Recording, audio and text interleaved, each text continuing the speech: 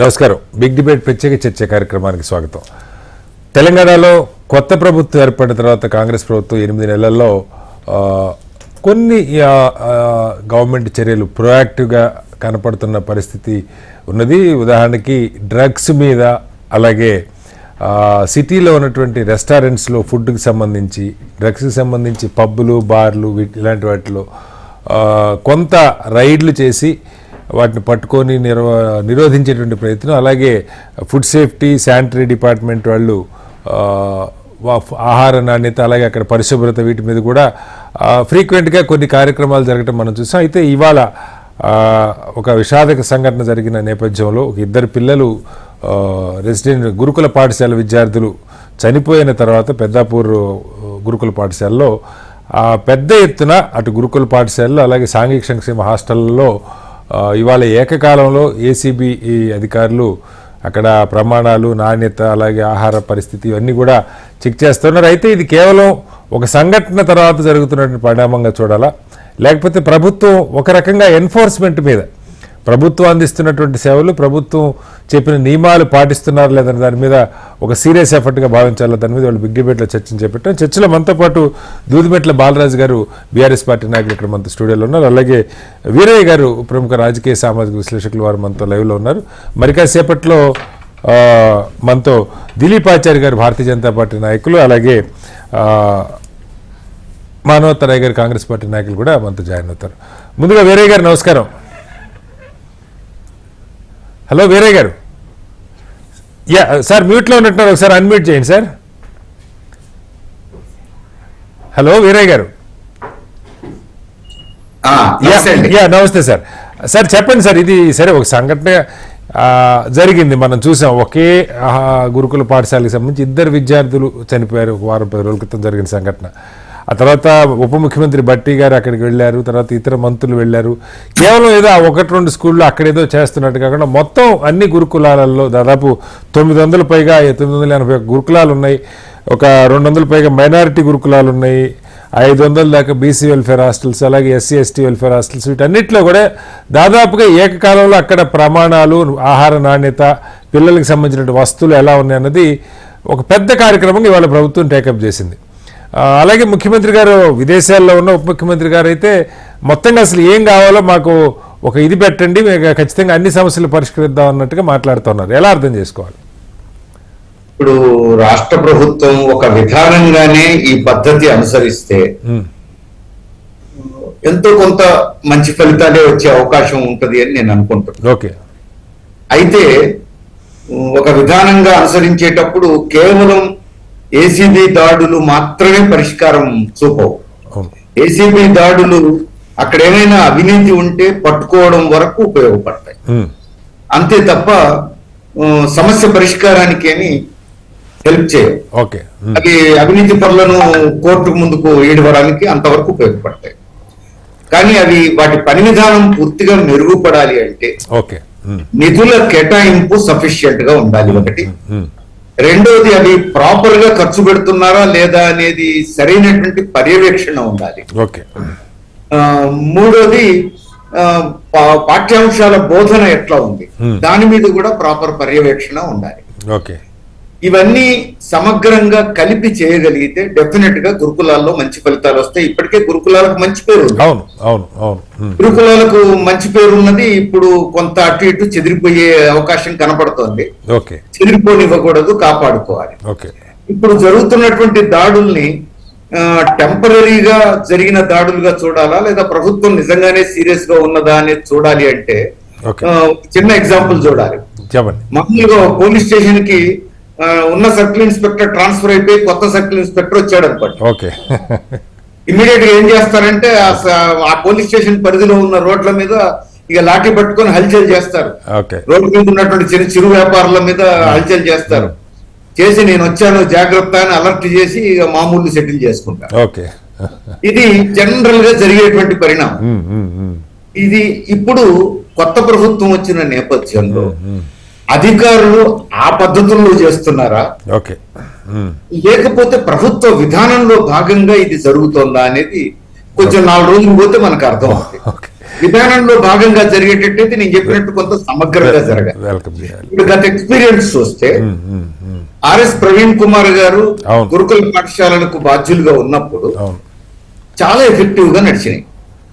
అయితే ఒకటి ఆయన ప్రత్యేక శ్రద్ధ పెట్టారు, రెండోది తక్కువ గురుకులాలకు ఆ రోజు ప్రభుత్వం కేటాయించిన డబ్బు కొంత సరిపోయింది, ఇక పర్యవేక్షణ మిగతా అన్ని ఉన్నాయి. ఆ తర్వాత క్రమంలో ఇప్పుడు 1000 దాటిని రకరకాల గురుకులాలు కలిగి అవును. నిధులు ఆ మేరకు పెంచలేదు. ఓకే. ఎప్పుడైతే నిధులు ఆ మేరకు పెంచలేదో ఆటోమేటిక్ గా పిల్లలకు పౌష్టికాహారం కూడా దొరకట్లేదు అనేది నాకు తెలిసినటువంటి సమాచారం. ఓకే. లేటెస్ట్ గా గత 1 month లోనే మనం ఆదిలాబాద్ లో పిల్లలు గురుకుల పాఠశాల పిల్లలు రోడ్ల మీదకి వచ్చి ఆందోళన చేయడం కూడా మనం చూసాం. అవును. అవును. ఇప్పుడు పిల్లలు చనిపోవడం కూడా చూస్తున్నాం. ఓకే. అందుకని ఇవన్నీ దృష్టిలో పెట్టుకున్నప్పుడు సమగ్రంగా నిధులు, వాటిని ఖర్చు చేస్తున్న తీరు, Okay. అవినీతి మీద కన్నేసి ఉంచటం, పాఠ్యాంశాల బోధన మీద ప్రత్యేకమైన శ్రద్ధ, పర్యవేక్షణ, ఇవన్నీ కాంప్రహెన్సివ్ ప్యాకేజీగా. Right sir. Right sir. మళ్ళీ వస్తాను సార్ మీ దగ్గర వీరయ్య గారు. బాలరాజు గారు, ఇక్కడ ఒకటి సరే, గతంలో బీఆర్ఎస్ ప్రభుత్వం ఉన్నప్పుడు కూడా దీన్ని చాలా ఒక సీరియస్ ఇష్యూగానే తీసుకున్నారు. మొట్టమొదట ఈ సన్న బియ్యం దగ్గర నుంచి మొదలుపెట్టి గురుకులాలని, సరే 10 ఏళ్ళు తెలంగాణ వచ్చిన తర్వాత మీరే ఉన్నారు, మంచి ప్రయత్నం జరిగింది, దానిలో ఎవరు ఏం తప్పు పట్టడానికిలా. ముఖ్యంగా ఆర్ఎస్ ప్రవీణ్ కుమార్ గారు అన్నప్పుడు ఇంకా పెద్ద ఎత్తున వాటిని ఇంప్రూవ్ చేసేటువంటి ప్రయత్నం, మంచి రిజల్ట్, కేవలం ఫుడ్ పెట్టామా ఫెసిలిటీసే కాకుండా రిజల్ట్ కూడా ఫోకస్ చేశారు. అయితే ఇది ఒకరోజు సమస్య కాదు, కేవలం గురుకులాల సమస్య కాదు బాలరాజు గారు, మనందరికీ తెలుసు. పిల్లలు దాదాపు నాకు తెలిసి ఒక 2 లక్షల మంది పైగా పిల్లలు ఇలా వాళ్ళ గురుకులాలు కానీ సోషల్ వెల్ఫేర్ హాస్టల్స్లో కానీ ఇంకా ఎక్కువ ఉంటున్నారేమో నాకు తెలియదు. మొత్తంగా చూస్తే ఎస్సీ, ఎస్టీ, బీసీ అని మైనారిటీ, వీళ్ళకి కడు పేదరికంలో ఉండి కనీసం తల్లిదండ్రులు దగ్గర పెట్టుకోలేని పరిస్థితి ఉన్న పిల్లల్ని ఇక్కడ చేరుస్తున్నాం మనం. ఒకసారి ఒక హాస్టల్లో ఉన్న తర్వాత రోజువారీ అవసరాలు బోల్డ్ ఉంటాయి, సబ్బు దగ్గర నుంచి, పేస్ట్ దగ్గర నుంచి, బట్టలు, లేకపోతే దోమలు, ఆహారం, లేకపోతే దుప్పట్లు, చలికి, ఎండకి, ఇవన్నీ కూడా అవసరాలు ఉంటాయి.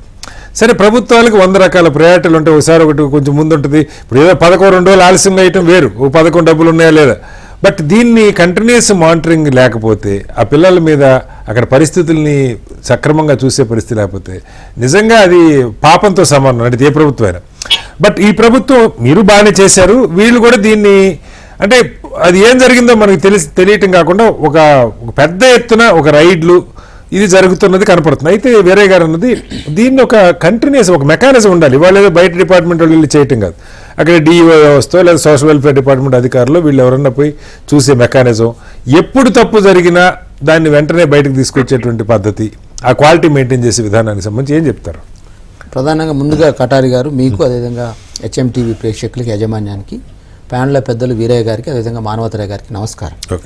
ఇలా విద్య ద్వారా మాత్రమే వివేకం వస్తుంది, వివేకం ద్వారా మాత్రమే సంపద వస్తుంది, సంపద ద్వారా మాత్రమే ఈ సమాజంలో అణగారిన వర్గాలు బాగుపడతాయని మహాత్మా జ్యోతిరావు పూలే విద్యకు ప్రాధాన్యత ఇచ్చారు.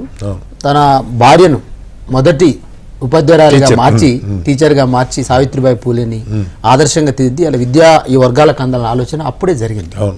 తదనంతరం తెలంగాణ ప్రభుత్వం వచ్చిన తర్వాతకి వాస్తవంగా విద్యారంగంలో కావచ్చు, వ్యవసాయ రంగంలో కావచ్చు, విద్యుత్ రంగంలో కావచ్చు, అనాదిగా తెలంగాణ పడుతున్న కష్టాలని రూపుమాపడం కోసం విద్యా వ్యవస్థలో రూపుమాపాలని, విద్యా వ్యవస్థలో జరుగుతున్నటువంటి ఏదైతే గతంలో జరిగినటువంటి, మేము విద్యార్థి నాయకుడిగా 99 నుంచి పనిచేస్తా ఉన్నాం. గతంలో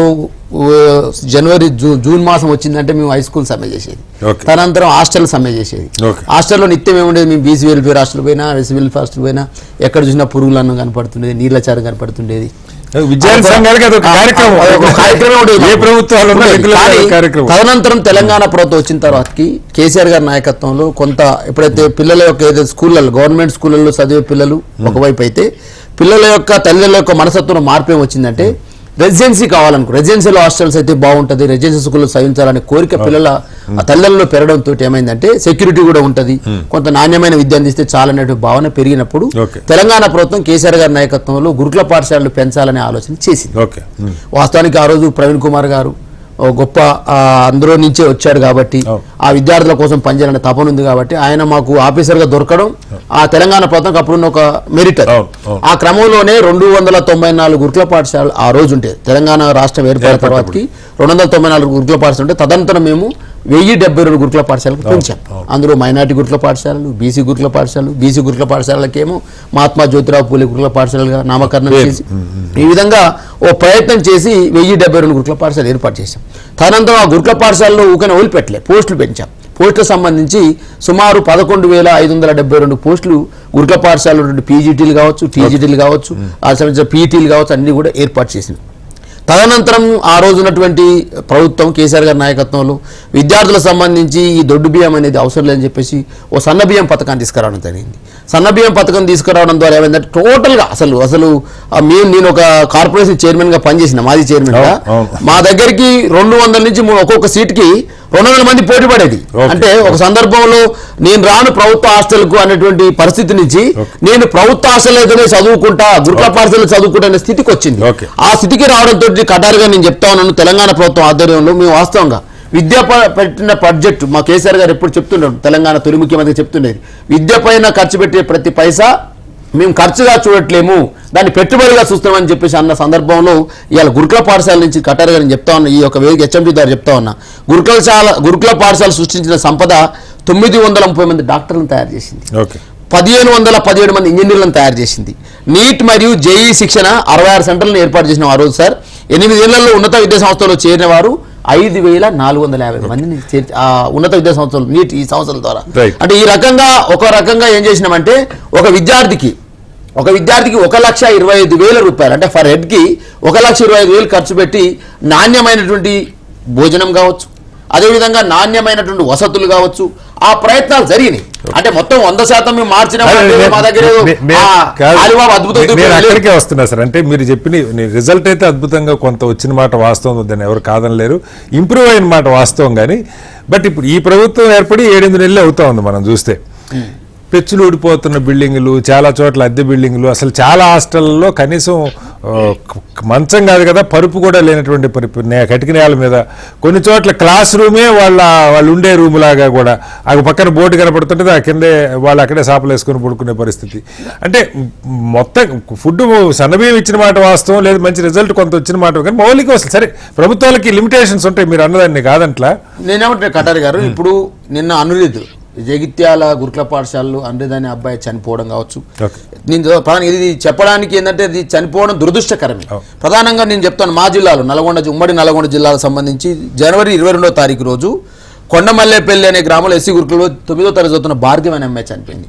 ఫిబ్రవరి 4న భువనగిరి ఎస్సీ గురుకుల పాఠశాల సంబంధించి 10వ తరగతి లప్సిగూడ సంబంధించిన వాళ్ళు వైష్ణవి మరియు భవ్య సంబంధించిన పిల్లలు చనిపోయారు. తదనంతరం ఫిబ్రవరి 10వ తారీఖు రోజు ఎస్ఆర్పిటి సూర్యాపేట జిల్లా సంబంధించి ఇమాంపేట ఎస్సీ గురుకులంలో ఇంటర్ చదివే వైష్ణవి అమ్మాయి చనిపోయింది. ఈ రకంగా చూసుకుంటూ పోతే ఈ 8 నెలల కాలంలో 36 మంది చనిపోయారు, 500 మంది ఫుడ్ పాయిజన్ కేసులు వచ్చినాయి. ఇది దురదృష్టకరమే. కాబట్టి నేనేమంటున్నా, ప్రభుత్వం 8 నెలలు వచ్చింది కాబట్టి విద్యా వ్యవస్థ మొత్తం కూడా ఏం ముఖ్యమంత్రి దగ్గర పెట్టుకున్నారు. విద్యాశాఖ మంత్రి లేడు, ఈ రాష్ట్రంలో విద్యాశాఖ మంత్రి లేడు, హోంశాఖ మంత్రి లేడు. కాబట్టి హోంశాఖ విద్యాశాఖ రెండు కూడా ముఖ్యమంత్రి పర్యవేక్షణ లేదు. మరి ముఖ్యమంత్రి గారు ఇంకా అనేక పనులు ఉంటాయి కాబట్టి పర్యవేక్షణ ఏమైనా తగ్గింది. కాబట్టి సార్ ఈ మధ్య కాలం చెప్తున్నా సార్, చాలా చోట్లలో అసాంఘిక కార్యక్రమాలే కావచ్చు, రేపులే కావచ్చు, ఏమంటుందంటే గురుకుల పాఠశాల సంబంధించి జరుగుతున్నటువంటి ఈ చర్యలు ఏదైతే జరుగుతా ఉన్నాయో, ఇవాళ ఏదో ఏసీబీ దాడులు చేసో రైళ్లు చేసో వ్యవస్థను మార్చలేదు. మీరు సమీక్ష చేయండి.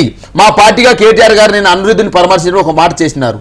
ప్రతి వారం అధికారులే కావచ్చు, మీ స్థానిక ఎమ్మెల్యేలే కావచ్చు, మంత్రులే కావచ్చు, ఒక వారంలో ఒక రోజు వెళ్లి విద్యార్థులతో పాటుగా భోజనం చేస్తే, కలిసి ఆహారాన్ని భుజిస్తే డెఫినెట్ గా ఉన్న అధికారులలో చేంజ్ వస్తుంది. ఎందుకంటే పర్యవేక్షణ విద్యాశాఖ మంత్రి లేకపోవడం వల్ల, దాన్ని ముఖ్యమంత్రి దగ్గర పెట్టుకోవడం వల్ల, పర్యవేక్షణ లేకపోవడం వల్ల, సమీక్ష లేకపోవడం వల్ల ఈ యొక్క అన్ని కారణాలు జరుగుతున్నాయని మా భావన చెప్తారు.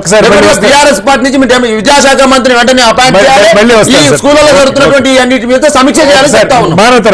మానవతరాయ్ గారు కూడా జాయిన్ అయ్యారు. మానవతరాయ్ గారు, ఇక్కడ ఇది సరే, ఇవాళ ఖచ్చితంగా ప్రభుత్వం చేస్తున్న దాన్ని వెల్కమ్ చేయాల్సిందే.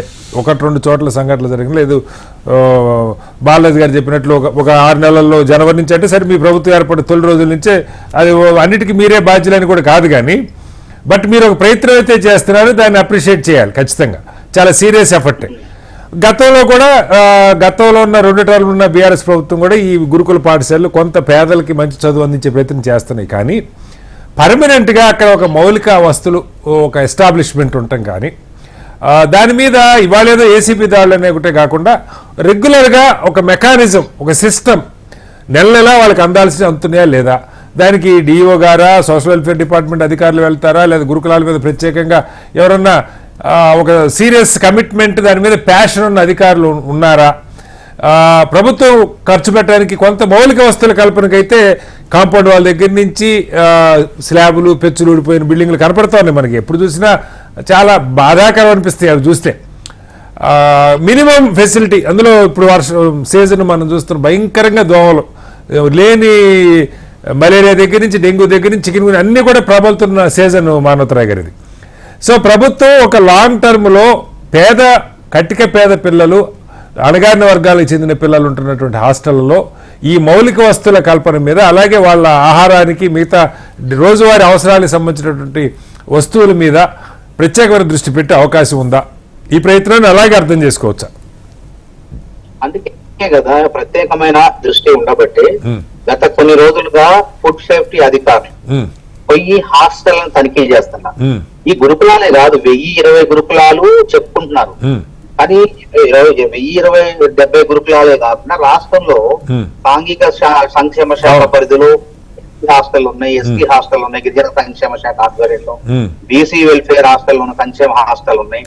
ఈ హాస్టల్ అన్నింటిని కూడా నిఘా అనేది లేదు. గత ప్రభుత్వం ఏంటంటే ఏదో సన్న బియ్యం పెడుతున్నాం కదా, పర్యవేక్షణ లేదు. తద్వారా ఈ యొక్క ఆకలి పిల్లగాళ్ళు అన్నం, పురుగుల అన్నం తింటాం, తర్వాత కూరగాయలు, చెడిపోయినటువంటి కూరగాయలతో కూర వడ్డించడం, ఇట్లాంటివన్నీ జరుగుతున్నాయి. ఇప్పుడు కాదు, ఎప్పటి నుంచో ఉన్నాయి. కానీ కాంగ్రెస్ ప్రభుత్వం వచ్చిన తర్వాత అసలు విద్యారంగాన్ని ప్రక్షాళన చేయాలి అనే ఉద్దేశంతో ముందు పాఠశాల విద్య దగ్గర నుంచి ప్రారంభించారు. అందుకే ఎన్నడూ లేని విధంగా ఒక విద్యా కమిషన్ ని, అదే విధంగా ప్రభుత్వ పాఠశాల అభివృద్ధికి 2000 కోట్లని, ప్రభుత్వ పాఠశాలలో పిల్లలు పాస్ అయితే పేదవాళ్ళు పాస్ అయిన దగ్గరికి వెళ్ళి వాళ్ళని అభినందించడం, అదేవిధంగా ఏకోపాధ్యాయ పాఠశాలను మూసివేయం, తెరుస్తామని చెప్పడం. ఈ విధంగా ముఖ్యమంత్రి గారు మాట్లాడటం జరిగింది. మొన్న కూడా 2000 దాదాపు 30 మంది ఉన్న పిల్లలకు అంటే పరిశుభ్రత, పరిసరాల పరిశుభ్రత, మరుగుదొడ్ల శుభ్రత కూడా లేదు, చేసేవాళ్ళు లేరు. దానికి ముఖ్యమంత్రి గారు ఆలోచన చేసి 30 మంది ఉంటే 3000, 500 పై చిలుపు ఉంటే గనక 30,000 రూపాయలు కేటాయించి ప్రిన్సిపాల్కి, హెచ్ఎంలకు ఇస్తున్నాం మేము. అంటే ప్రక్షాళన ప్రారంభించడం. ఎక్కడైతే అభివృద్ధి జరుగుతుందో హాస్టల్స్ లో, ఈ గురుకులాలే కాదు, సాంఘిక సంక్షేమ హాస్టల్ గవర్నమెంట్ డిగ్రీ స్థాయి వరకు ఉన్నటువంటి ఎస్ఎంఎస్ హాస్టల్లో కూడా తనిఖీలు ఎప్పటికప్పుడు ఆహార భద్రత అధికారులు, వాళ్ళతో పాటు ఏసీబీ అధికారులు అందరినీ కూడా పర్యవేక్షణ చేసి ఎక్కడ అవినీతి జరిగితే, తప్పకుండా తప్పు జరిగితే వాళ్ళని శిక్షించే విధంగా ఒక చలనం తీసుకొచ్చేసి అప్రమత్తంగా ఉండి పిల్లల భవిష్యత్తుకు బంగారు బాటలు వేయాలన్న ఉద్దేశంతో ఈ రాష్ట్ర ప్రభుత్వం పనిచేస్తుంది. కాబట్టి దీనిలో అందరూ కూడా భాగస్వాములు కావాలి, అన్ని పక్షాలు కూడా సహకరించాలి దీంట్లో. ఎందుకంటే ఒకరి మీద వాళ్ళ మీద మేము మా మీద వాళ్ళు వేలెత్తి చూపుకుంటే ఈ వేలెత్తి చూపుకోవడానికి ఈ ఘర్షణకి సమయం సరిపోతుంది. కానీ ఆలోచన ఏంది, ముఖ్యమంత్రి గారు అన్నారు ఆ రోజు, చాలా మంది కూడా మనం అభినందించాలా, 10th క్లాస్ పిల్లలు గవర్నమెంట్ స్కూల్ పిల్లలు పాస్ అయినప్పుడు నేను ప్రైవేటు పాఠశాల కన్నా తీర్చిదిద్దా, ఎక్కువ కార్పొరేట్ కళాశాల కన్నా ఎక్కువ తీర్చిదిద్దా అని చెప్పి ఒక ఆలోచన విధానం ఉంది. అనుగుణంగానే రాష్ట్ర ప్రభుత్వం అడుగులు వేసుకుంటూ ప్రక్షాళన ప్రారంభించింది. ఇంకొంచెం సమయం ఇచ్చినట్లయితే అన్ని విధాలుగా ప్రభుత్వ పాఠశాలను, అదే విధంగా హాస్టల్స్ ను, సంక్షేమ హాస్టల్ తీర్చిది, అదే విధంగా పక్కా భవనాలు లేవు, పాముకాడు గురైపోతున్నారు పిల్లలు హాస్టల్స్ లో, సోషల్ వెల్ఫేర్ హాస్టల్స్ లోనే చర్చలు విడిపోతున్నాయి, అన్ని రకాలు ఉన్నాయి. ఇప్పుడు యూనివర్సిటీలను కూడా, ఉన్నత విద్యలు యూనివర్సిటీలను కూడా ప్రక్షాళన చేయబోతున్నాం కొద్ది రోజుల్లో. ముఖ్యమంత్రి గారు వచ్చిన తర్వాత బాలరాజు గారు ఒక ప్రశ్న అడిగారు, కూడా తీసుకుంటున్నాం. వారి హయాంలో అసిస్టెంట్ ప్రొఫెసర్ ఉద్యోగాలు వారిని భర్తీ చేయక 12 సంవత్సరాలు అయిపోయింది. మేము వచ్చి దాని వెంటనే ఆ బిల్లు ఏదైతే రాష్ట్రపతి దగ్గర ఆగినటువంటి అది ఉన్నదో, నియామక మండలి, యూనివర్సిటీలో నియామక మండలి జరిగినటువంటి ఆ బిల్లును గవర్నర్ సంతకం పెట్టి రాష్ట్రపతికి పంపించడం జరిగింది. అది ఆగిపోయింది. దాన్ని కూడా పరిష్కరించి విశ్వవిద్యాలయం పెద్ద లిస్ట్ వచ్చింది సార్ పేపర్లలో, పత్రికల్లో మీరు చూసే ఉంటారు. అదే నేను చెప్తాను, అది ఎందుకు ఆగింది, ఎందుకు జరిగింది. యూనివర్సిటీ దాదాపు 10 యూనివర్సిటీలో ఉన్న ఖాళీలన్నీ ఎన్నెన్ని ఉన్నాయి అన్నది. అవును, దాదాపు ఖాళీ అన్ని ఆ రోజుల్లోనే దాదాపు 3000 అసిస్టెంట్ ప్రొఫెసర్, అసోసియేట్ ప్రొఫెసర్ ఉద్యోగాలు ఖాళీగా ఉన్నాయి. బ్లాక్ గ్రాంట్ నిధుల్లో వాళ్ళు సరిగా సక్రమంగా యూనివర్సిటీని పూర్తి నిర్లక్ష్యం చేశారు. కానీ ఈసారి మేము ఆ విద్యావేత్తల్ని, రాజకీయాల సంబంధం లేకుండా, రాజకీయ కాన్స్టిట్యూషనల్ బాడీస్ లో ఏదైతే రాజ్యాంగబద్ధ సంస్థలు ఉన్నాయో అందులో కూడా విద్యావంతుల్ని, మేధావుల్ని వాళ్ళ మాత్రమే రాజకీయ నిరుద్యోగుల్ని పెట్టే ఆలోచన ముఖ్యమంత్రి గారు చేయడం. ఎందుకంటే అవి బాగుపడాలి, ఆ సంబంధించిన రంగాల్లో ఉంటే అట్లాంటి వాళ్ళకి అవగిస్తే వాళ్ళు వాటిని అభివృద్ధి చేస్తారన్న లక్ష్యంతో పోతున్నాం. సో ఇక్కడ ఇంకొక ప్రశ్న కాదు మా రాయ్ గారు, ఇక్కడ బాలరాజు గారు ఒక మంచి సజెషన్ అంటే ముఖ్యమంత్రి గారికి చాలా కీలకమైన పనులు ఉంటాయి, మంత్రివర్గం చూసి ఆయన ఇప్పుడు విదేశాలకి పెట్టుబడులకి వెళ్ళొచ్చు, లేదా ఇంకొకటి అనేక కార్యక్రమాలు ఉండొచ్చు, వాటిని కాదని మనం వల్ల అవసరం కూడా. అయితే ముఖ్యంగా ఈ రెండు శాఖలు ఆయన ప్రస్తావించారు, విద్యాశాఖ, హోంశాఖ. వారు కూడా గతంలో ముఖ్యమంత్రి గారు వారు కేసీఆర్ గారు మాజీ ముఖ్యమంత్రి గారు వారి దగ్గర కూడా ఎన్నో శాఖలకు పెట్టుకున్నారు. ఆ రోజు కూడా మేము మాట్లాడు, కానీ ఇప్పుడు ఏంటంటే 8 నెలలు అయిపోయింది, మంత్రివర్గ విస్తరణ జరగబోతుంది 4 రోజుల్లో. ముఖ్యమంత్రి గారు వచ్చిన తర్వాత మాకేం అధిష్టానం ఉన్నది, మాకు అధిష్టానం కేసీఆర్ గారు తానే అన్ని అయినప్పటికీ ఏ నిర్ణయం తీసుకోవాలన్నా అప్పుడున్నటువంటి ముఖ్యమంత్రి కేసీఆర్ గారు, మాజీ ముఖ్యమంత్రి గారు నిర్ణయం తీసుకోవాల్సి ఉన్న ఆయన తీసుకోకుండా తన దగ్గర ఉంచుకోవడం. కానీ మాకు అట్లా కాదు, 12 మంది మంత్రులు ఉంటే మిగతా వాళ్ళని 6గురిని నియామకం చేసుకు మంత్రివర్గం నియమించుకోవాలంటే మా అధిష్టానం నుంచి అనుమతి రావాలా. అధిష్టానం కూడా గ్రీన్ సిగ్నల్ ఇచ్చింది. ముఖ్యమంత్రి గారు రేపు ఆల్రెడీ చర్చలు జరుగుతుంది, వాళ్ళు అమెరికా నుంచి విదేశాల నుంచి రాంగలోనే ఢిల్లీలో అధిష్టానంతో మాట్లాడతారు. అన్ని శాఖలకు కూడా మంత్రులు వస్తారు. విద్యా వ్యవస్థను గతంలో కన్నా అభివృద్ధి పదంలో తీసుకుపోయే విధంగా మా యొక్క అడుగులు ఉన్నాయి. తర్వాత మీరందరూ కూడా అభినందిస్తారని సందర్భంగా తెలియదు. రైట్ సార్, మళ్ళీ వస్తే రాయ్ గారు ఇక్కడ ఇంకొక ఆలోచన మీరు చెప్పాలి. ఎందుకంటే దశాబ్దాలుగా మీకు కూడా విద్యార్థి ఉద్యమాల్లో ఉన్నారు, వామపక్ష భావజాలను చూస్తూ ఉంటారు. మనం 1-2 రంగాల్లో ఉదాహరణకి మధ్యాహ్న భోజనం చాలా చోట్ల ఇప్పుడు ఇస్కాన్ లాంటి వాళ్ళకి, లేదా నాంది ఫౌండేషను, కొన్ని పెద్ద సంస్థలు నిజాయితీగా వాలంటరీగా చేస్తున్నటువంటి సంస్థలకి కొన్ని చోట్ల బాధ్యతలు ఇచ్చారు. డెలివరీ చేయడం కూడా బాగుంది. ఉదాహరణకి 5 రూపాయల భోజనం పెట్టే దగ్గర ఇప్పటికీ కూడా అది ఎవరన్నా స్టార్ట్ చేయని, ఎవరన్నా తిన్నాయి, కానీ ఓ పద్ధతిగా నడుస్తున్నాయి. ఇప్పుడు ఈ సోషల్ వెల్ఫేర్ హాస్టల్కి సంబంధించి సరే ప్రభుత్వ శాఖలో సాంఘిక సంక్షేమ శాఖని కానీ అవినీతి శాఖని మనం ముందు నుంచి వింటానే ఉంటాం. అక్కడ అడిగేవాడు ఉండడు, వీళ్ళు కటికి పేద పిల్లలు తల్లిదండ్రులు ఏడో కూలి పనులకు వెళ్ళి ఉంటారు. ఆ మారుమూల గ్రామాల్లో మీడియా కూడా ఉండదు. మీ పొట్టోళ్ళు నా పొట్టోళ్ళు రాద్దామన్నా చూపిద్దామన్నా అసలు ఆ వార్తలు రావటమే ఆలస్యం అవుతుంది. ఏదైనా ప్రాణాలు పోతే తప్పితే బయటికి రావు. రోజువారీ అవినీతి చిన్న చితక, ఇక సరే ఆడపిల్లలు అయితే వాళ్ళ హెరాస్మెంట్ ఇవన్నీ కామనే. బట్ ప్రభుత్వం ఏదన్నా, నాకు ఇప్పటికిప్పుడు అనిపిస్తున్న ఆలోచన మీరు చెప్పాలి, అంతకన్నా ఇంకా బెటర్గా ఉన్నా కూడా సజెస్ట్ చేయండి. ఉద్యోగులు సాంఘిక సంక్షేమ శాఖ వాళ్ళు లేదా విద్యాశాఖ వాళ్ళు మానిటర్ చేస్తూ ఉంటారు, అదొకటి. అయితే ఏదన్నా ఒక అటానమస్గా లేదా ఇండిపెండెంట్గా కొంత వీటి మీద పర్యవేక్షణ చేసేటువంటి ఎన్జిఓస్ కానీ లేకపోతే ట్రస్టులు కానీ అలాంటి వాళ్ళకి ఏదన్నా కాస్త బాధ్యతలు పెడితే ఎలా ఉంటుంది? ఒకటండి, మీరు మీ ఎడ్యుకేషన్ ఎట్లా సాగిందో నాకు తెలియదు. గవర్నమెంట్ స్కూలే, అందరం గవర్నమెంట్ స్కూల్. ఇప్పుడు అనుకుంటున్నాం బాలరాజు గారు, నేను 1వ తరగతి నుండి అగ్రికల్చర్ బిఎస్సి అయిపోయేంత వరకు నేను ప్రైవేట్ ట్యూషన్ కూడా చదువుకోలేదు. మొత్తం గవర్నమెంట్ ఎడ్యుకేషన్. అదంతే సార్, యూనివర్సిటీ దాకా మొత్తం గవర్నమెంట్.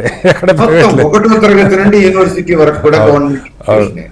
మరి బాగా టీచ్ చేశారు, బాగా పెట్టారు, బాగా చూసుకున్నారు.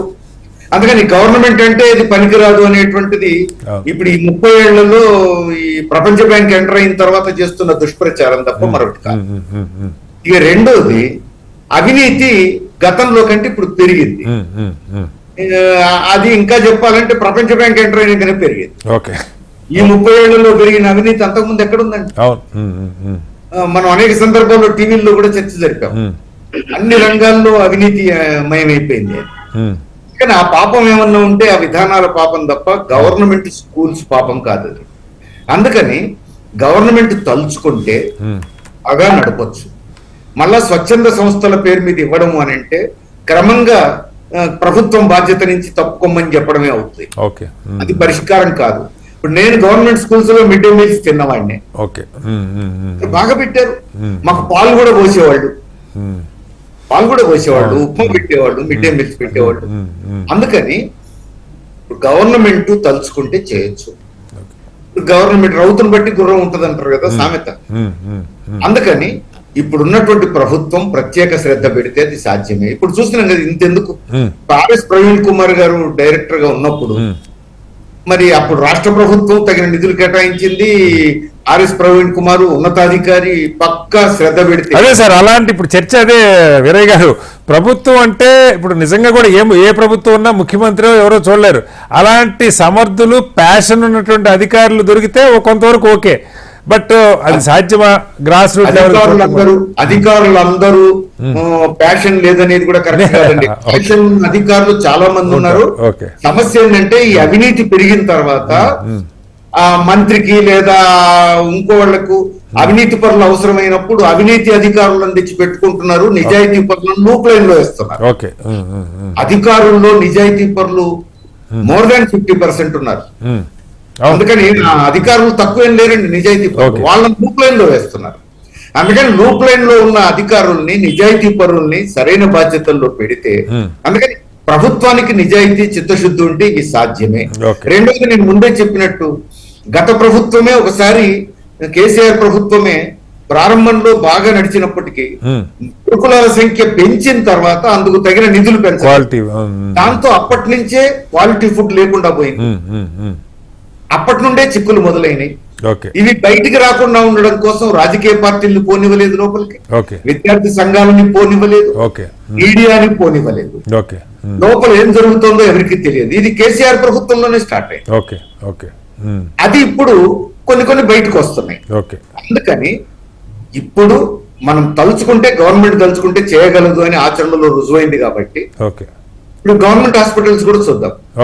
నా చిన్నప్పుడు ప్రతిదీ గవర్నమెంట్ హాస్పిటల్స్ లోనే వైద్యం చేయించుకున్నాం.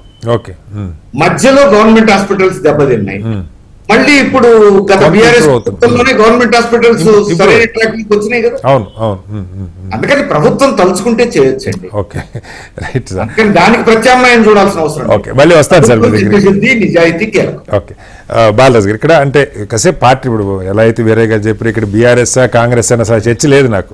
ఈ బాగుపడితే బాగుండని పాయింట్ ఏంటంటే, విద్య చెప్పటం ఒకటి, టీచర్కి జీతం ఇస్తారు, పాఠం చెప్తారు, గతంలో బాగా చెప్పి కొంచెం తగ్గి ఉండొచ్చు, లేదంటే ప్రభుత్వాలు కాస్త వెనకాల పడితే బాగా చెప్తుండొచ్చు ఇది. బట్ వీటి దగ్గరికి వచ్చేసరికి వాళ్ళకి సబ్బు ఇవ్వాలా, కొబ్బరి నూనె ఇవ్వాలా, నెలకోసారి తలపనికి డబ్బులు ఇవ్వాలి, ఇలా ఫుడ్ కూరగాయలు కొనాల రోజు. ఇక్కడ వద్దన్నా ఎంతో కొంత అవినీతి వస్తుంటుంది అన్నది మీకు తెలుసు. విద్యార్థి సంఘాల్లో పనిచేశారు గతంలో, ఇది ఒక పెద్ద కార్యక్రమం ఉండేది. సరే ప్రభుత్వాలు సీరియస్గా ఉండి ఇప్పుడు మీడియా పెరిగింది, ఎక్కడ చిన్నదైనా రోజంతా మీడియాలో మోగిపోతుంది కాబట్టి కాస్త అలర్ట్గా ఉండుండొచ్చు. బట్ దీన్ని సీరియస్గా ఇంప్లిమెంట్ చేయడానికి పద్ధతులు, ఇప్పుడు ఏ ప్రభుత్వం అయినా మీరున్నా వాళ్ళున్నా చేయొద్దనైతే అనుకోరు. మీరు చెప్పిన మంచి సలహాలు, నిధులు పెంచమని చెప్తా ఉన్నారు, అధికారులు ఫుల్ ఫ్లెడ్జ్డ్ గా ఒక మంత్రి ఇన్ని వద్దంట్లా, ఇవన్నీ ఉన్నా కూడా బెటర్గా జరగడానికి ఏముంటే బాగుంటుంది? ప్రధానంగా కటారి గారు, వాస్తవానికి ఈరోజు ఇంత ప్రైవేటైజేషన్ పెరిగినా, గ్లోబలైజేషన్ ఇదంతా వ్యాపారీకరణ జరిగిన సందర్భంలో కూడా ఈ రోజు ఉన్నటువంటి ప్రభుత్వ మరియు కేజీబీవి మోడల్ స్కూల్ మొత్తం కూడా ఈ రాష్ట్రంలో 26,815 స్కూల్స్ ఉన్నాయి. 26,815 స్కూళ్లలో 23,35,952 మంది పిల్లలు ఇందులో చదువుకుంటా ఉన్నారు. అదే సంక్షేమ గురుకుల పాఠశాలలో 1,232 గురుకుల పాఠశాలలు ఉంటే 4,19,830 మంది చదువుకుంటా ఉన్నారు. ఇంత ప్రైవేటైజేషన్ అంటున్నాం కదా, ప్రైవేట్ స్కూల్ ఉన్నాయి ఎంతమంది ఇప్పుడు రాష్ట్రంలో చూస్తే ప్రధానంగా 11,051 మాత్రమే. దీంట్లో చదువుకుని 30 లక్షల మంది. అంటే ప్రైవేట్ స్కూళ్లలో గవర్నమెంట్ చదువుతున్న వాళ్ళు ఉన్నారు. కాబట్టి 26 లక్షల మంది ఎవరైతే పేద పిల్లలు ఎవరైతే చదువుకుంటా ఉన్నారో, ఈ చదువుకున్న పిల్లల మీద ప్రధానంగా ఎప్పుడైతే గురుకుల పాఠశాలలు ఏదైతే రెసిడెన్సీ కావాలనుకునే, హాస్టల్ కావాలనుకున్న తల్లిదండ్రులు ఎప్పుడైతే భావన పెరిగిందో, రెసిడెన్స్ స్కూళ్ళలో ఒక మలావత్, పూర్ణ, ఆనంద్ లాంటి వాళ్ళు తయారైన తర్వాత ఎవరెస్ట్ శిఖరాన్ని అధిరోహించిన వాళ్ళు ఏదైతే నిత్యంగా ఆర్ఎస్ ప్రవీణ్ కుమార్ గారు ఆ రోజు పర్యవేక్షణ ఉండడం, నేను చెప్తాను, ఒక విద్యార్థి నాయకుడు యూనివర్సిటీ చదువుకున్నప్పుడు మల్లయ్య భట్ గారు ప్రధానంగా బీసీ వెల్ఫేర్ సెక్రటరీగా ఉండే, ఒకవైపు RS Praveen Kumar social welfare సెక్రటరీగా ఉండే. వీళ్ళిద్దరు పర్యవేక్షణలో రోజు రోజుకి తెలంగాణ ప్రభుత్వం కూడా గురుకుల పాఠశాలని పెంపొందించాలని ఆలోచన కేసీఆర్ గారికి ఉంది ఆ రోజు. కాబట్టి ఈ రోజు మీరు రిక్వెస్ట్ చేసేది అండి, ఈ ప్రభుత్వాన్ని వెంటనే విద్యాశాఖ మంత్రిని నియమించాలి. అదేవిధంగా సోషల్ వెల్ఫేర్ గురుకుల బోర్డు ఎవరైతే ఉన్నారో ఆ సెక్రటరీని ఒక మంచి అధికారిని నియమింపజేయాలి. అదేవిధంగా ఈ సోషల్ వెల్ఫేర్ సెక్రటరీ బోర్డు ద్వారా జిల్లాలలో ఆర్సీఓలు నియమించినారు. జిల్లాకు ఒక ఆర్సీఓని ఉన్నారు. ఆ ఆర్సీఓలను కూడా వాళ్ళతో నిత్యం సమావేశాలు ఏర్పాటు చేయాలి. అదేవిధంగా ఈ మధ్యకాలంలో బదిలీల పేరుతో ఏమైందంటే బదిలీలు జరిగినాయి ఈ మధ్య కాలంలో గురుకుల పాఠశాలలో కావచ్చు ఇక్కడ కావచ్చు. Okay. ఈ బదిలీ పేరుతో టోటల్ గా గురుకుల వ్యవస్థని మర్చిపోయారు వాస్తవంగా. ప్రిన్సిపల్స్ ఇంకో దగ్గర పోవడం, టోటల్ సిస్టమ్ దెబ్బతిన్నది. కాబట్టి వెంటనే ఆ సిస్టాన్ని ఏమంటే సెట్ చేయాల్సిందిగా విజ్ఞప్తి చేస్తా ఉన్నాం. అదేవిధంగా హాస్టల్ వార్డెన్స్ కానీ కేర్ టేకర్స్ కానీ ఎవరైతే ఉన్నారో వాళ్ళ సంబంధించి కూడా నిఘా పెంచాలని చూస్తా ఉన్నాం. అదేవిధంగా మెస్సులలో జరుగుతున్నటువంటి దానిపైన నిత్యం నిఘా విజిలెన్స్ చేయాలి. అదేవిధంగా పర్యవేక్షణ అనేది ఉండాల్సిన అవసరం ఉంది. రెగ్యులర్ గా పర్యవేక్షణ సమీక్ష ఉంటే డెఫినెట్ గా మంచి మంచి విద్యార్థులు బయటకు వస్తున్న సందర్భాన్ని చూసినాం. ఎందుకంటే ఎవరైతే శిఖరాన్ని ఎక్కిన సందర్భాన్ని చూసినాం, మెడల్స్ సాధిస్తున్న సందర్భాన్ని చూసినాం. కాబట్టి ఇలా ఒక విద్యార్థి నాయకుడిగా గతంలో పనిచేసిన వాడిగా, ఒక ప్రభుత్వ స్కూల్లో చదువుకున్న వాడిగా గ్రామీణ ప్రాంత తల్లిదండ్రులకి నమ్మకం పెరిగింది ఈ మధ్యకాలంలో. గతంలో సర్కారు దవాఖాన పోవాలన్న కష్టం అనిపించేది. సార్ ప్రైవేట్ స్కూళ్లలో కానీ ప్రైవేట్ స్కూళ్ళకి ఎక్కువ ప్రయారిటిస్తూ గవర్నమెంట్ హాస్టల్లో చదివించాలంటే కష్టం ఉండదు. కానీ ఈ మధ్య కాలంలో 2014 తర్వాతకి తల్లిదండ్రుల యొక్క గుణంలో మార్పు వచ్చింది. కేసీఆర్ గారు వచ్చిన తర్వాత అయ్యో గురుకుల పాఠశాల చదువుకుని ఏం కాదు, మంచి చదివి వస్తుంది.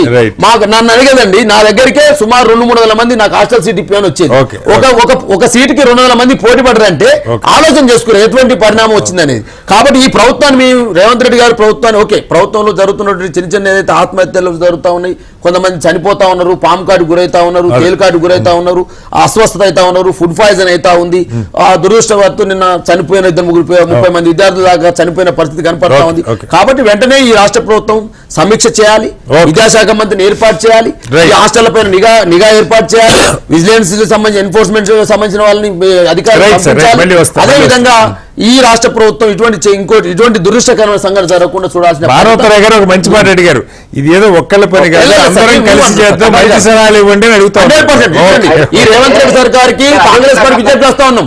మేమైతే కేసీఆర్ గారు గతంలో ప్రారంభించిన గురుకుల పాఠశాలని మీరు కూడా చెప్పినారు మానవతరాయ్ గారు, మీ ప్రభుత్వాన్ని చెప్పండి. ఎందుకంటే మీరు చదువుకున్న వాళ్ళు డాక్టరేటు విద్యార్థులు రాయ్ గారు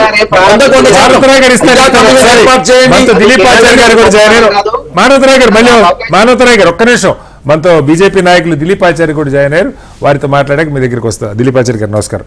దిలీప్ గారు, ఇవాళ మనం మాట్లాడుకుంటుంది సరే, ఈ ప్రభుత్వం ఏర్పడి 8 నెలలు అవుతోంది. గత 10 ఏళ్లలో పార్టీలు ఏమన్నా కానీ మనం కొంచెం వాళ్ళ రాజకీయాలకు దూరంగా మాట్లాడుతున్నాం. సరే, పార్టీలకి మీరు అందరూ రిప్రజెంట్ చేయాలి కాబట్టి పాయింట్. కానీ బై అండ్ లార్జ్ మనకి గవర్నమెంట్ స్కూళ్ళు కానీ లేకపోతే ఈ సోషల్ వెల్ఫేర్ హాస్టల్స్ లేదంటే గురుకుల పాఠశాలలు ఒక కొత్త వాతావరణం వచ్చిన మాట వాస్తవం. గత 10 ఏళ్ళుగా గతంలో ఏదో ఏపీఆర్జేసీ లాంటి సాగర్ ఇట్లాంటివి కొన్ని ఉండేది తప్పితే పెద్దగా వాటి మీద ఫోకస్ ఉండేది కదా. ఎవరు తప్పక తిండి పెట్టలేని వాళ్ళు చేర్చుకునేవాళ్ళు. ఇవాళ అట్లా కాకుండా అక్కడ చేరిస్తే పిల్లలు బాగుపడతారన్న వాతావరణం కొంతకాలంగా వచ్చింది.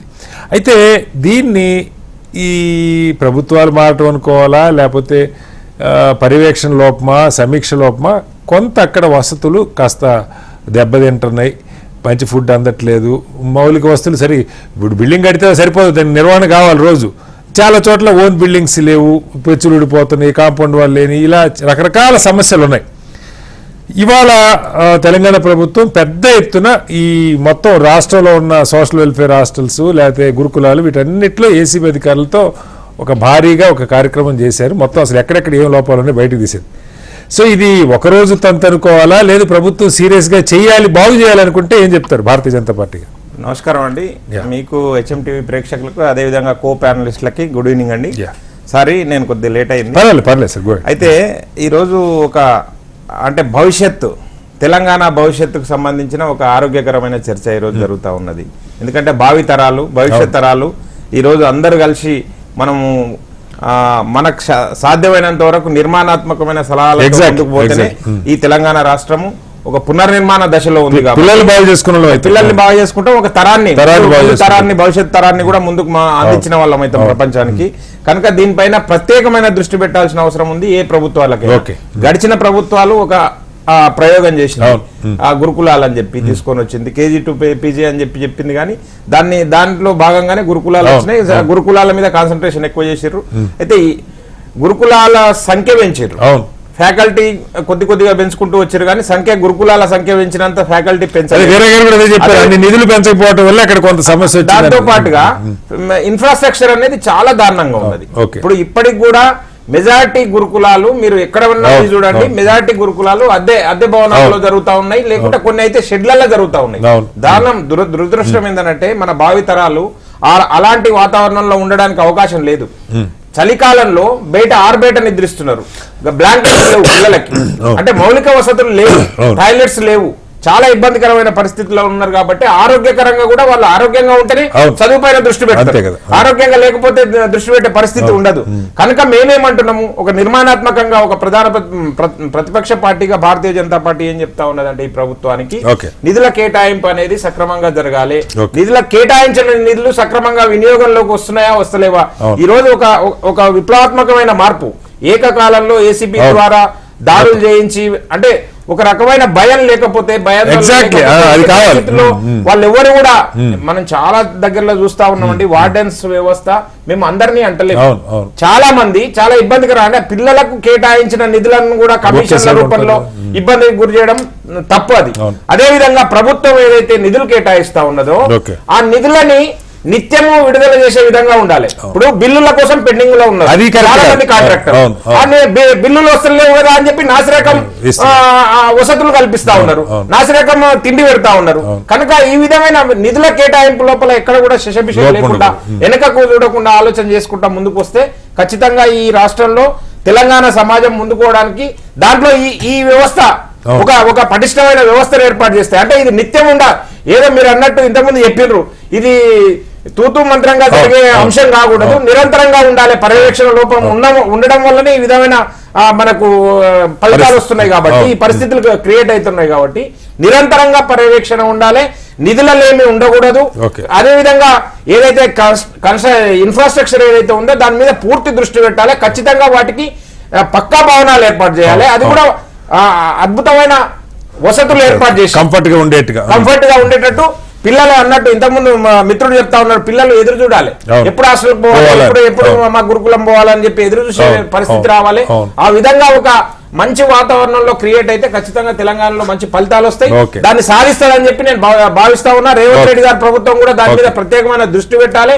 దీంట్లో ఏమి మేము రాజకీయాల గురించి ఆలోచన చేయలేము, రాజకీయాల గురించి మాట్లాడతలేము, ఖచ్చితంగా ఆహ్వానిస్తున్నాం మేము. మారుతరాయ్ గారు, ఇప్పుడు దిలీప్ ఆచార్య గారు చెప్తున్న విప్లవాత్మకమైన ప్రయత్నం ఈ రోజు చేశారు, ఎందుకంటే ఒక భయం ఉండాలి ఎక్కడైనా సరే, ఆ ప్రయత్నం అందరూ వెల్కమ్ చేస్తున్నారు. అయితే ఇక్కడ రెండు విషయాలు మారుతరాయ్ గారు, ఇప్పుడు వాళ్ళేమి మార్బులు గ్రానైట్ ఉన్న ఇల్లు పాలరాతి బంగ్లాలు కావాలంటలేదు, ఓ పక్కా ఇల్లు కింద మన తాండూరు బండేసినా ఓకే, కనీస వస్తువులు కాస్త ఆడపిల్లలకి మగపిల్లలకి స్నానం చేసుకోవడానికి బాత్రూములకి టాయిలెట్కి వీటికి ఈ ఫెసిలిటీస్ ఉండాలి, దోమలు కొట్టకుండా కాస్త, ఎందుకంటే భయంకరమైన జబ్బులు వస్తూ ఉన్నాయి కాబట్టి. ఇక రోజువారీ వాళ్ళకి అవసరమని బిల్లు లేవు, ఇప్పుడు పప్పు ఉప్పు చింతపండు సప్లై చేస్తారనుకోండి, ఆ చేసిన వాడికి బిల్లు ఇకపోతే వాడు ఇంకా ఆల్రెడీ గవర్నమెంట్ అంటే కమిషన్లు ఉంటాయి, ఇంకా ఆ బిల్లులు కొట్టిన తర్వాత ఇచ్చేదానిలో సగానికి సగం నాసిరకం ఇస్తారు. సో వీటి మీద పక్కా బిల్డింగ్లు 4 రోజులు అటు ఇటు కావచ్చు, ఇవాళే కట్టాలని మేము కూడా అంటలేదు కానీ, బట్ ముందు వీటిని సెట్ చేసుకుంటూ ఈ 3-4 ఏళ్లలోనే సరే మీ ప్రభుత్వం 4-5 ఏళ్లలో ఇక మళ్ళా ఇంకొక 5 ఏళ్ల తర్వాత మళ్ళా చర్చలో సోషల్ వెల్ఫేర్ హాస్టల్ అంటే లేదు గురుకులాలంటే అద్దె భవనాల్లో ఉంటే అన్న పరిస్థితి లేకుండా అక్కడ డిమాండ్ బట్టి ఒక పర్మనెంట్ సెటప్ చేసే ప్రయత్నం ఏమన్నా ఆశించవచ్చా? తప్పకుండా ఆశించవచ్చండి. అందుకే కదా అసలు విద్యారంగాన్ని, విద్యా వ్యవస్థని, గురుకులాలని అన్నిటిని కూడా ప్రక్షాళన చేసి ఒక గాడిలో పెట్టాలనే తాపత్రయం కాంగ్రెస్ ప్రభుత్వానికి. అందుకోసమే గతంలో ఒక పాఠశాలల్లో ఉపాధ్యాయుల్లో బదిలీలే జరిగింది. అట్లాంటిది బదిలీలు చేసి ఓపికగా బదిలీ చేసి కొత్త టీచర్లను త్వరలోనే ఈ ఫలితాలు విడుదల చేసి పంపించిన తర్వాత ఇంకా ఖాళీలు ఉంటే కొత్త మళ్ళీ ఒక డిఎస్సి జాబ్ క్యాలెండర్ ద్వారా డిఎస్సి నోటిఫికేషన్ వేసి పెద్ద నోటిఫికేషన్ వేసి ఈ విధంగా ప్రాధాన్యత ప్రభుత్వ బడుల్ని బాగు చేయాలి, గురుకులాలని బాగు చేయాలి. గురుకులాల్లో కూడా మొన్నటి వరకు బదిలీలు అయినాయి, ఉపాధ్యాయ బదిలీలు, అధ్యాపక బదిలీలు, ప్రిన్సిపాల్ బదిలీలు అందరినీ కూడా గతంలో ఉన్నటువంటి విధానాలు కాకుండా ఒక ప్రక్షాళన చేసి గాడిలో పెట్టే ప్రయత్నం జరుగుతుంది. పక్కా భవనాలు 290 ఉన్నప్పుడు దాదాపు ఒక 80% వరకు భవనాలు ఉంటాయి. కానీ కేసీఆర్ గారి ప్రభుత్వం ఏం చేశారంటే అద్దె భవనాల్లో గురుకులాలను పెంచారు, కానీ అద్దె భవనాల్లో కొనసాగించడం మూలంగా చాలా సమస్యలు ఉత్పన్నం.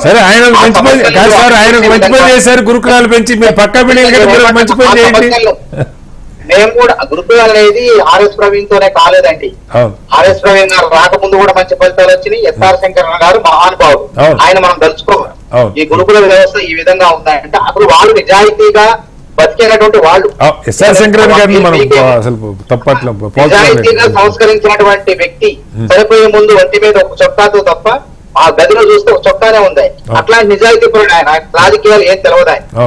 కాబట్టి ఆ విధంగా అభివృద్ధి చేసిన మహానుభావుని సందర్భం గుర్తు చేయాలి. అదే విధంగా మేము కూడా పిల్లల భవిష్యత్తు మీద దృష్టి పెట్టేసి తప్పకుండా ప్రతిపక్షాలు ఇచ్చినటువంటి వాళ్ళకన్నా ముందేనే మేము చేస్తున్నాం ఆల్రెడీ. ఏసీబీ దాడులు ఎవరు చెప్పినే కాదు, ఆ విధంగా మేము వృద్ధి చేసుకుంటా పోతున్నాం.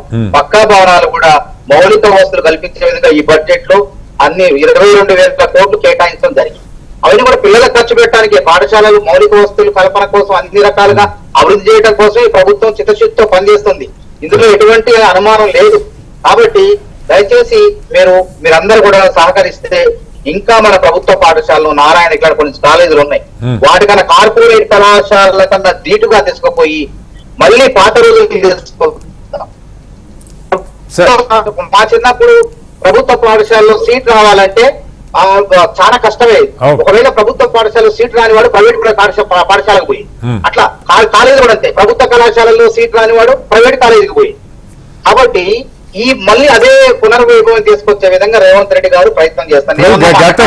గత బీఆర్ఎస్ కాదు మానవతరాయ్ గారు, గత బీఆర్ఎస్ ప్రభుత్వంలో కొన్ని పాఠశాలకు సంబంధించిన పత్రికల్లో నో వేకెన్సీ నో సీట్ అని చెప్పి చూస్తే నిజంగా ఇప్పుడు వీరయ్య గారు చూసినా నేను చూసినా ఎవరిని చూసినా మనకి కడుపు నిండిపోయేటువంటి వార్తలు.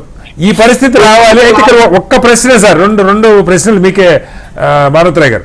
ఒకటి, సరే అధికారులు ఇప్పుడు వాళ్ళ పార్టీలో ఉన్నారు, ఇది పక్కకు పెడితే అత్యంత కమిట్మెంట్ అత్యంత ప్యాషన్. ఎందుకంటే ఈ పిల్లలు రోడ్డు మీదకి వచ్చి ధర్నా కూడా చేయగలిగిన పిల్లలు కాదు సార్. మీరు ఏదైనా రైతు బంధు అయిపోతే రైతులు వచ్చి రోడ్డు మీద గొడవ చేస్తారు, లేకపోతే ఇంకో పథకం. వీళ్ళంతా 6-7 ఏళ్ల దగ్గర నుంచి ఉన్న పిల్లలు ఉంటున్న పరిస్థితి. 14-15 ఏళ్ళ దాకా వాళ్ళకి చదువు కావాలి, తల్లిదండ్రులు పేదోళ్ళు.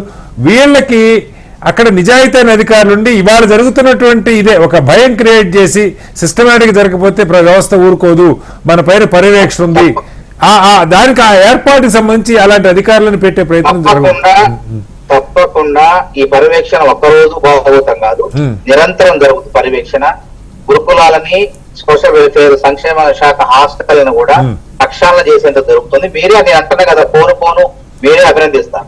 ఒక గురుకులాలే కాదు, గురుకులాలు కాకుండా పేద పిల్లలు, ఇంకా పేద పిల్లలే ఎగ్జామ్ రాస్తే సీట్ వచ్చింది పేద పిల్లలకి ఈ గురుకులాలు, కానీ సీట్ రానటువంటి పిల్లలు అట్లాంటి వాళ్ళందరినీ, అలాంటి వాళ్ళ పిల్లలందరూ కూడా ఓకే చెప్పండి సార్ కోసం బడులను ప్రక్షాళన చేస్తుంది, విద్యా కమిషన్ ఏర్పాటు చేస్తుంది. తద్వారా సూచనల ద్వారా ఏ విధంగా అభివృద్ధి పదంలో తీసుకుపోవాలో మీరే 5-6 సంవత్సరాల తర్వాత కూడా మీరు అభినందిస్తారు, పిల్లల తల్లి అభినందిస్తారని ఈ సందర్భంగా తెలియజేస్తారు. రైట్, వేరే గారు లాస్ట్ లో కంక్లూడ్ చేయండి. ఇంకేమైనా మీరు ఇన్పుట్స్ ఇస్తే, ఏదో మానవతరాయ్ గారు మంచిగా వినే పరిస్థితులు ఉన్నారు, ప్రతిపక్షాలు కూడా మంచి సలహాలు ఇవ్వడానికి సిద్ధంగా ఉన్నాయి. చెప్పండి వీరయ్య గారు. మానవతరాయ్ గారు చెప్పింది ఒకటి కరెక్ట్ అండి. గురుకులాల కాన్సెప్ట్ ఆర్ఎస్ ప్రవీణ్ కుమార్ గారి నుంచో బీఆర్ఎస్ గవర్నమెంట్ లో రాలేదు, శంకరన్ గారి దగ్గర నుంచి, ఎస్ఆర్ శంకరన్ 70s అవును 70వ దశకం నుంచి మనందరికీ తెలిసి ఇప్పుడు రామయ్య గారు అందరికీ ఎంత గుర్తులుడో ఎంత పాపులరో మనం చూస్తున్నాం. అవును అవును అవును జూనియర్ కాలేజీ కూడా గురుకుల పాఠశాలల కొనసాగింపు. అవును నాగార్జున సాగర్ ప్రిన్సిపల్ గా సుదీర్ఘకాలం పనిచేశారు రామయ్య. అవును అందుకని ఈ గురుకులాలనే కాన్సెప్ట్ అప్పటి నుంచి మొదలైంది. అప్పటి నుంచి వాటికి విపరీతమైన డిమాండ్, ఎంట్రన్స్ రాసుకొని సీట్ల కోసం పోటాపోటీలు. ఒకప్పుడు స్టేట్ రెసిడెన్షియల్ జూనియర్ కాలేజీలో వస్తే పక్కా డాక్టర్ లేదా ఐఐటీలో ఇంజనీర్ అయిపోతారు నమ్మకం అంతే సార్. ఇవాళ పరిస్థితి గురుకులాలు రెసిడెన్షియల్ జూనియర్ కాలేజీలు అనేది చాలా పవర్ఫుల్ గా డెవలప్ అవుతూ వచ్చినాయి. అది ఏ రోజు దిగజారలేదు. అయితే బీఆర్ఎస్ గవర్నమెంట్ వచ్చిన తర్వాత ఆర్ఎస్ ప్రవీణ్ కుమార్ గారు బాధ్యత తీసుకున్న తర్వాత ఇంకొంచెం స్పెషల్ అటెన్షన్ గురుకులాల మీద పెట్టారు, కొన్ని గురుకులాలు పెంచి. అందువల్ల ఏమైంది, అది లేటెస్ట్ కావడంతో అందరి దృష్టిలో ఆర్ఎస్ ప్రవీణ్ కుమార్ గారి పర్యవేక్షణ ఉన్నది. ఆయన బాగా కూడా చేశారు, అది లేటెస్ట్ కాబట్టి అందరి దృష్టిలో ఉంది, అది ఉదాహరణగా వచ్చింది. అందుకని మానవతరాయ్ గారు చెప్పింది కూడా కరెక్ట్. అందుకని మొత్తం రుజువు చేస్తున్నది ఏమిటి, ప్రభుత్వానికి మనసుంటే మార్గం లేకపోలేదు, ప్రభుత్వం చేయదలుచుకుంటే బాగా చేయగలదు అని గురుకుల పాఠశాలలు రెసిడెన్షియల్ జూనియర్ కాలేజీలు రుజువు చేసినాయి. ఇప్పుడు కూడా రుజువు అవుతాయి, ఇప్పుడు కూడా అది చేయగలుగుతారు. ఇదంతా ఎందుకు, ఒకప్పుడు ఇప్పుడు మీరు ఇంజనీరింగ్ గ్రాడ్యుయేట్ అనుకుంటారు, ఉస్మానియా యూనివర్సిటీ ఇంజనీరింగ్ కాలేజీకి ఎంత పోటీ ఉండేది. ఇప్పుడు మానవతరాయ్ గారు చెప్పినట్టు కరెక్ట్, అది ఉస్మానియా ఇంజనీరింగ్ లో సీట్ రాకపోతేనే ప్రైవేట్ ఇంజనీరింగ్ పోతే కదా. అంత demand. Osmania, JNTU, Andhra university వీటి కోసం కుస్తీ పెట్టేవాళ్ళు, రాకపోతే ప్రైవేట్కి వెళ్ళే పరిస్థితి. అంతే కదా. అందుకని ప్రభుత్వం తలుచుకుంటే చాలా ఎఫెక్టివ్ గా నడపగలిగేది ఏ ప్రైవేట్ సంస్థ కూడా పోటీ పడజాలదు ప్రభుత్వంతో. ఓకే. ఎందుకంటే ప్రభుత్వ విధానం చిత్తశుద్ధి మీదనే అన్ని ఆధారపడి ఉంటాయి. ఇప్పుడు గవర్నమెంట్ ప్రారంభించినటువంటి ఈ ప్రయత్నం ఇది ఒకసారి చేసే ప్రయత్నంగా కాకుండా కొనసాగాలని మనం అందరం కోరుకుందాం. ఓకే. ఇది మంచి ఫలితాలు ఖచ్చితంగా ఇస్తుంది. రైట్. బాలరాజు గారు, అంటే ఇలాంటి అధికారులు ఇప్పుడు మనం ఎందుకు ఎస్ఆర్ శంకరన్ గారి గురించి చెప్పుకుంటున్నాం, లేదా ఎందుకు ప్రవీణ్ కుమార్ గారు ఆయన బీఆర్ఎస్లో ఉన్నా లేకపోయినా ఎక్కడున్నా అలాంటి మనుషులు వాళ్ళ విలువ వేరు. ఎన్నికల్లో గెలుస్తామో ఇది వేరే చర్చ. బట్ ఇలాంటి సమర్థులైన అధికారులు, ఇందాక ఒక మాట వచ్చింది, వీరయ్య గారు కూడా అన్నారు, పనికొచ్చే వాళ్ళని కాస్త సైడ్ ట్రాక్లో పెట్టి పనికిరాని వాళ్ళని ఇప్పుడు మీ ప్రభుత్వంలో కూడా ఎందుకు పర్టికులర్గా మనం సార్ గురించి చెప్పుకుంటామంటే ఆయన ఆ సీట్లో పెట్టాం కాబట్టి. సో అలాంటి మంచి అధికారులు మీరు ఇందాక చెప్పారు, బీసీ వెల్ఫేర్ హాస్టల్ కానీ వీటికి కానీ ఉన్న ప్రవీణ్ కుమార్ గారు లాంటి సార్ ఉన్నారు. సో అలాంటిది ఏదన్నా ఒక ఎఫర్ట్తో ముందుకు తీసుకెళ్ళడానికి ఈ ప్రభుత్వానికి అవకాశాలు ఉన్నాయా? 100% అంటే ఇంతకుముందు వీరయ్య గారు చెప్పినట్టు ఆ ప్రభుత్వానికి ఆ ప్రభుత్వ విధానం ఏదైతే ఉందో, పాటించే విధానం ఉందో దాంట్లో చిత్తశుద్ధి ఉండాలి. ఓకే. ముందుగా అధికారులన్నీ సెటరేట్ చేయడం విషయంలో కావచ్చు, ఆ వర్గాలకు విద్యను అందించాలని తపన కూడా ఉండాలంటున్నా. ఓకే. ఆ వర్గాలకి విద్యను అందించాలి, నాణ్యమైన విద్యార్థులు బయటకు వెళ్ళాలి, అక్కడి నుంచి మంచి ప్రొడక్టివిటీ బయటకు వెళ్ళాలి అనే ఆలోచన విధానం ఉన్నప్పుడు ఏమైతుంది, నిధులకు సరిగ్గా కేటాయిస్తారు, నిధులు కేటాయించతో పాటు విడుదల చేస్తారు, విడుదలతో పాటు ఏమైంది అందుతాయి, సహకారంలో అందుతాయి. అందడం వల్ల ఏమైంది, కింది వాళ్ళందరూ పని చేస్తారు. కాబట్టి అప్పుడు విద్య కూడా చదువుకోవడానికి ఆస్కారం ఉంటుంది. వాస్తవంగా గత ప్రభుత్వ హయాంలో మేము ప్రధానంగా సార్ 462 స్కూళ్ళలో మాత్రం ఇంగ్లీష్ మీడియం ఉండే. పిల్లలలో కొంత పిల్లల తల్లిదండ్రులు ఏమొచ్చింది, ఇంగ్లీష్ మీడియం చదువుకున్న ఆలోచన వచ్చింది. అట్లా ఒకేసారి చేసిన మేము మొత్తం ఇంగ్లీష్ మీడియం స్కూల్ సంబంధించి మొదటిసారికి మేము ప్రయత్నం చేస్తే టోటల్ గా 2022 సంవత్సరంలో 26,000 స్కూళ్లలో ఇంగ్లీష్ మీడియం బోధన చేయాలని ఆలోచన చేసినాం. కానీ గతంలో 462 స్కూళ్ళలో ఉండే. ఆ తదనంతరం కొంత సన్న బియ్యం పెడితే ఏమైనా మార్పు వస్తుందని చెప్పి కొత్త ఆలోచన చేసినాం. తదనంతరం ప్రతి స్కూళ్ళలో ప్రతి విద్యార్థికి ఏం చేసినాం, మేము 600 రూపాయలతోటి ఆ 2 జతలు యూనిఫామ్స్ ఏదైతే యూనిఫామ్ ఇచ్చే ప్రయత్నం కావచ్చు, అదేదో కోడిగుడ్డు అరటిపండు అందించే కావచ్చు. పార్టీలకు కూడా యువజన సంఘాలు, విద్యార్థి సంఘాలు ఉంటాయి. ఇప్పుడు ఇదేదో ప్రభుత్వం బాధ్యత అని కూడా వేరే మానవతరాయ్ గారు అంటే మనం అనుకోవట్లా. వాటిని ఇప్పుడు మీ ప్రభుత్వంలో ఇందాక చెప్పారు అసలు మీడియాని రానివ్వలేదు, విద్యార్థి సంఘాలు రానివ్వలేదు. ఇప్పుడు వేరే గారికి ఇవి ఎఫిలియేషన్స్ లేవు కదా, ఆయన ఉన్నదన్నట్టు చెప్పే మనిషి కాదు. అంటే నేననేది ఇప్పుడు మీరైనా సరే అక్కడ వెళ్ళి ఒక చూసి పరిస్థితి మీద మాట్లాడుతుంటే ప్రతిదీ కొట్లాట, ప్రతి మీడియా హడావుడే కానక్కర్లా. నిజంగా కాస్త మాట్లాడితే నలుగురు వచ్చి చూస్తున్నారు, అధికారులే కాదు పార్టీలో సమాజంలో కాస్త పెద్దవాళ్ళు వచ్చి చూస్తున్నారంటే బాగుపడటానికి అవకాశం ఉంటుంది. అలాంటిది కూడా ఎక్స్పెక్ట్ చేయొచ్చా? అంటే కొంత గురుకుల పాఠశాలలోకి వచ్చేసరికి ఏమైందంటే ఆ తర్వాత అయితే ఎస్ఆర్ శంకరన్ ప్రారంభించిన తర్వాత ఆర్ఎస్ ప్రవీణ్ కుమార్ వచ్చిన తర్వాత ఏమైందంటే కొంత స్ట్రిక్ట్ రూల్స్, అంటే ఇష్టం వచ్చినట్టు పోవడం కానీ ఇష్టం వచ్చిన తనిఖీలు చేయడం కానీ జరగపోయేది.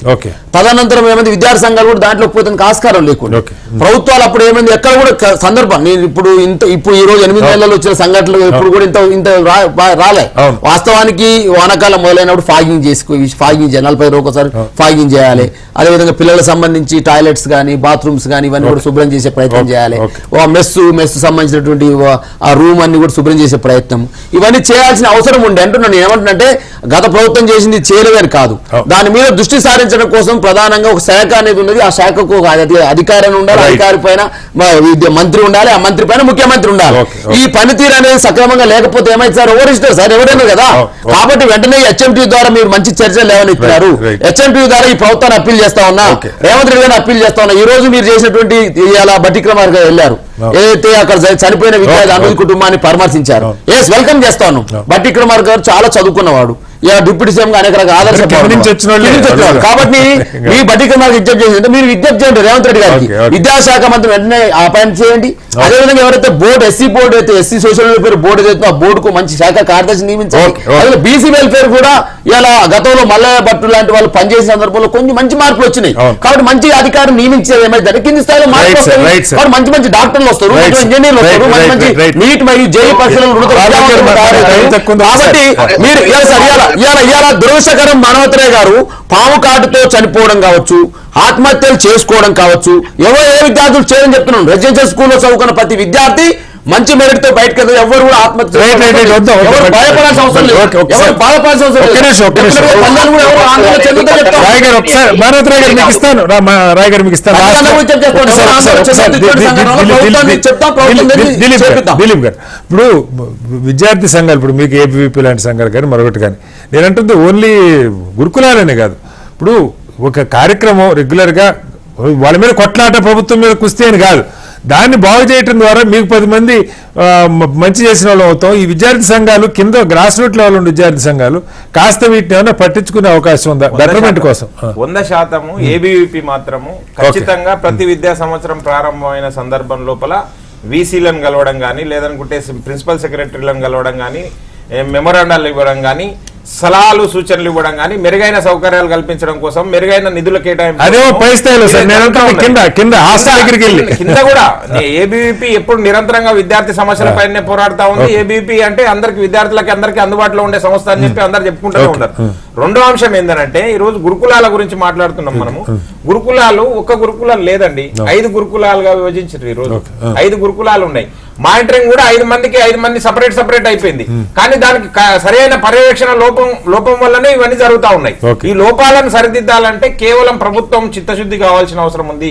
దీంట్లో విద్యార్థి సంఘాలు లేదనుకుంటే లేదా ఎన్జిఓలో వచ్చి చేసేది చాలా తక్కువ. కాకపోతే మానిటరింగ్ మీరు అన్నట్టు అప్పుడప్పుడు పోతా ఉంటే వాళ్ళకు ఒక ముళ్ళుగర్ర లాగానో ఒక అంకుశం లాగానో ఏదైనా పట్టించుకుంటారు. అదే దాంట్లో అదేందండి, ఇప్పుడు మేము పోతాం, మేము చాలా హాస్టల్స్ లోకి పోయినాం. అక్కడ పోతే విద్యార్థుల కంటే మాకు బిల్లులు రాలేదని చెప్పుకునే కాంట్రాక్టర్లే ఎక్కువ కనబడతారు. ఏ స్కూల్ పోయినా కానీ, ఏ కాలేజ్ పోయినా కానీ, మిడ్ డే మీల్స్ పెట్టడంలో కూడా బిల్లు రాలేదు. పోయిన ప్రభుత్వంలో చాలా సార్లు పోయినాం. అయితే మేము ఏమంటున్నాం అంటే ఇవన్నీ జరుగుతున్నాయి. ఈ వ్యవస్థలో మీరు భాగం చేయకుండా వ్యవస్థకు అతీతంగా ఒక వ్యవస్థను డెవలప్ చేయాలనుకుంటే ఖచ్చితంగా ఒక చిత్తశుద్ధి కావాలి. ప్రభుత్వానికి చిత్తశుద్ధి ఉంటేనే ఈ వ్యవస్థ బాగుపడుతుందని చెప్పి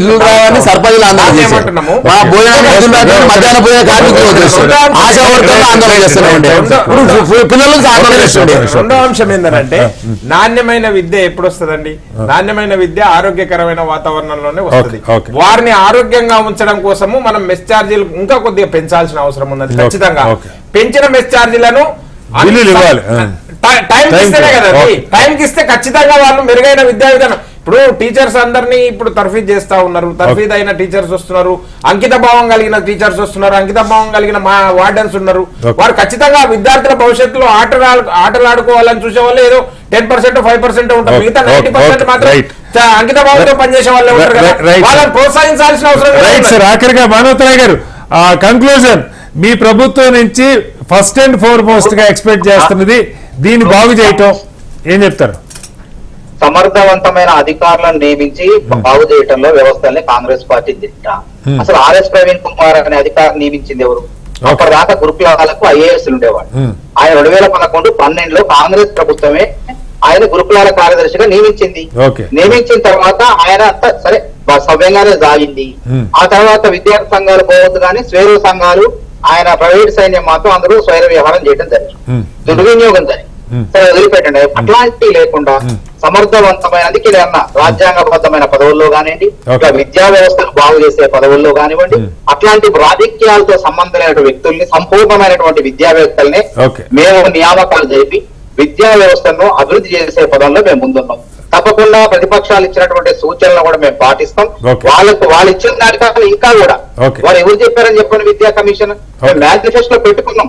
10వ తరగతి పిల్లవాళ్ళ నుంచి డిగ్రీ పీజీ విద్యార్థుల వరకు కూడా వాళ్ళు ఏ విధంగా చదువుల్లో ప్రోత్సహించాలి, ప్రభుత్వ పాఠశాలలు ఏ విధంగా తీర్చిదిద్దాలని ఒక సంకల్పంతో ముందుకు పోతున్నాం.